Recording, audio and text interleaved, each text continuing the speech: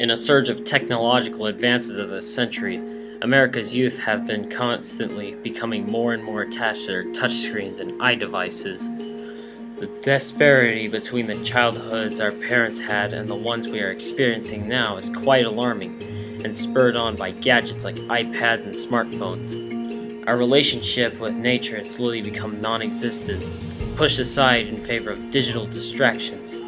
As articulated by Richard Louve's book, The Last Child in the Woods, saving childhood's relationship with the outdoors is required for the mental, physical, and spiritual health of America's youngest generation.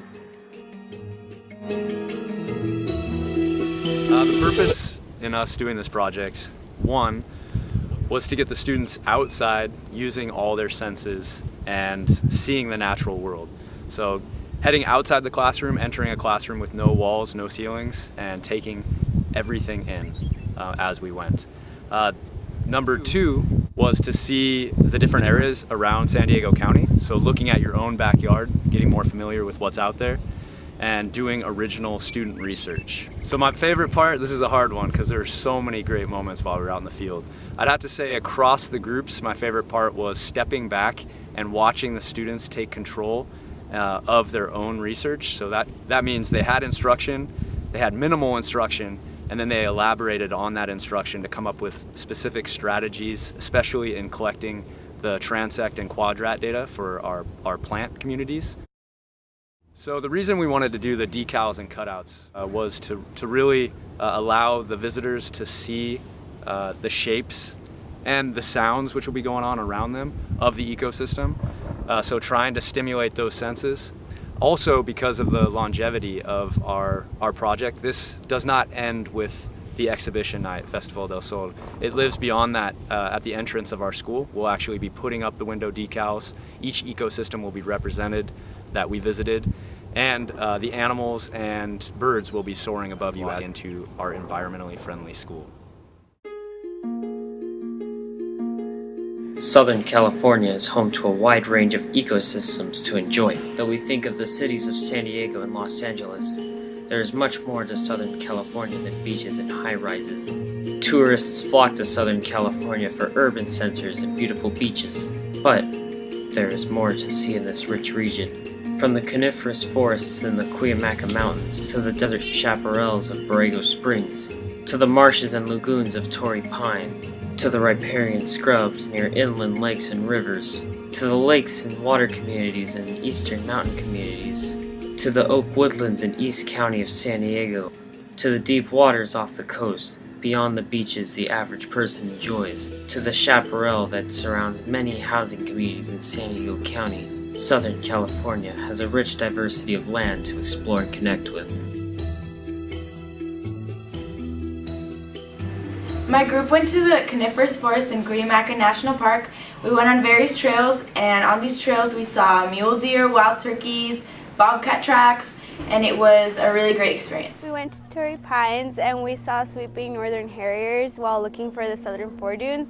We also saw lots of Wilson snipe by the beach, and it was really fun. My group and I went to Lake Ramona to observe the water ecosystem, and we had to hike up there, and when we got up there we got to see a bald eagle, which I really thought was cool, and I liked being outside in nature. So I went to the Anza Borrego Desert State Park, and the things that we saw were a handful of birds such as quail and hawks. We saw 2 mammals, we saw a jackrabbit and a small squirrel that was really interested with us. I went to Cowles Mountain to see the desert chaparral region, and I saw manzanita and brush rabbits. I went to the open ocean ecosystem, got to see lots of things like dolphins, sharks, sea lions, sea stars down by the coast. Group and I went to the urban ecosystem in the Coronado Islands, and we saw a lot of birds. I went to the El Capitan Open Space Preserve, and it was great because I got to see tons of birds, blue jays, California towhees, and I was completely surrounded by nature. I went to the Oak Woodland region in San Diego, over by Lakeside. It's called Oak Oasis. I saw different variations of birds, animals, and I saw green pastures with mountains. Although California has such a spectacular diversity, there are many factors that threaten this pristine environment.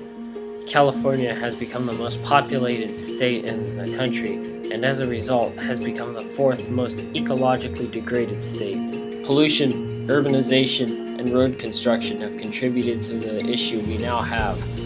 Carbon dioxide emissions are at some of the highest levels in years, and our country is at the top 10 of the highest producing countries in the world.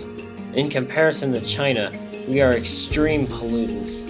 China produces 5.77 metric tons of carbon dioxide per person per year. The United States produces 17.28 metric tons of carbon dioxide per person per year. Wastewater runoff has become a huge threat to all species in the ocean and other bodies of water. If environmentalists advise humans to not enter the ocean for 72 hours after rain, then it surely cannot be good for all ocean species. We blast through mountain ranges to create shorter cross-country travel times, destroying the habitats of many species. Americans are not being water conscious. The average family of 4 uses 146,000 gallons of water a year, with 70% of that being used indoors. All of these little issues will soon build up and result in a complete loss of habitat. Although the United States has such high pollution rates, California has taken huge steps in improving and enforcing conservation of the country's natural beauty. California has spent more money and implemented more resources than any other state to ensure that its unique ecosystems are preserved for future generations to enjoy. State legislature has passed new emission regulations that require there be 1.4 million electronic and hybrid vehicles on the road by 2025. This plan is expected to save about 8.2 trillion pounds of carbon dioxide each year. Such innovating decisions are what makes California such a great model of what a green state should be accomplishing. These issues have left habitats destroyed and leaving species seriously endangered. In 1973, the Endangered Species Act was passed, creating defined regulations on protecting animals. In 1980, there were 281 species on the list. Today that number over 1,200 species. Only about 30 species have been taken off the list, and few have even returned back to the list. But luckily, there are many organizations that are attempting to save these species, including the World Wildlife Fund, the U.S. Fish and Wildlife Service, the California Wolf Center, the Ocean Institute, and the National Audubon Society. So how do we even begin to promote environmental stewardship within a generation with such a thin relationship with nature? As our class has seen, outdoor education is an effective way of inspiring students to shift their gaze from windows to out the window.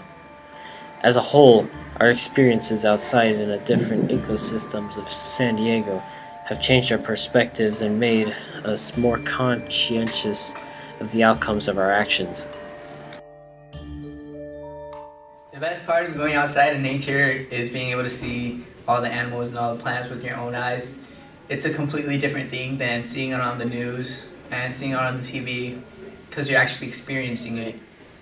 I like to be in nature because that's where I feel most connected to the earth, and it makes sense because when you're in nature, you are with the earth. The best part about being outside is feeling limitless. I think the best part of going out in nature is just experiencing nature itself.